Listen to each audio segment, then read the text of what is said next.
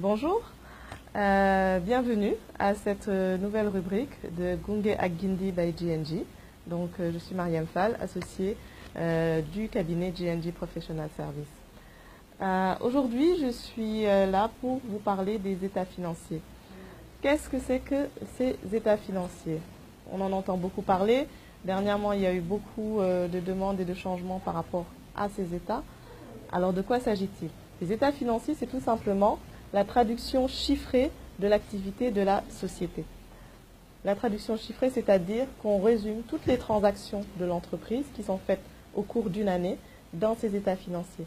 Ils sont composés de ce qu'on appelle un bilan, qui est en fait une photographie de l'activité de la société, de son patrimoine à une date T, de ses actifs et de ses dettes, et d'un compte de résultat qui transcrit l'ensemble des transactions, donc des achats, des ventes, des produits en fait, et des charges de l'entreprise pendant une période donnée, habituellement une année. Mais on peut l'avoir sur des durées plus courtes comme 3 mois ou 6 mois.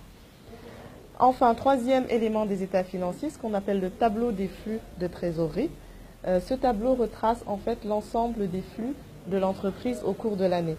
Flux liés soit à des opérations d'investissement, donc vous achetez des biens, ou vous en revendez, à l'exploitation bien sûr, puisque dans le cadre de la production de biens ou de services, vous avez des achats qui rentrent dans le processus de production, et ce qu'on appelle les flux de financement.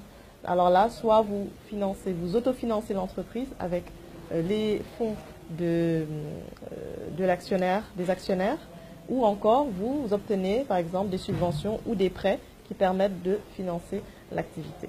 Ces trois types d'états constituent aujourd'hui un tout qu'on appelle les états financiers et qui sont complétés de tableaux annexes qui sont joints à ces états et qui expliquent aussi l'activité de l'entreprise tout au long de l'année.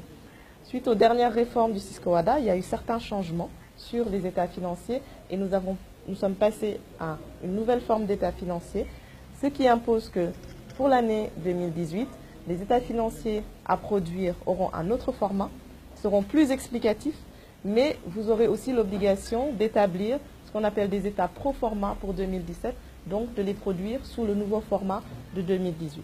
Donc rapprochez-vous de vos experts comptables ou contactez-nous si vous souhaitez faire la transition pour le nouveau référentiel Cisco-WADA. Nous sommes à votre disposition. N'hésitez pas à nous contacter sur notre site internet gnjcorp.com ou encore sur notre page Facebook GNG Corp. Merci et à bientôt.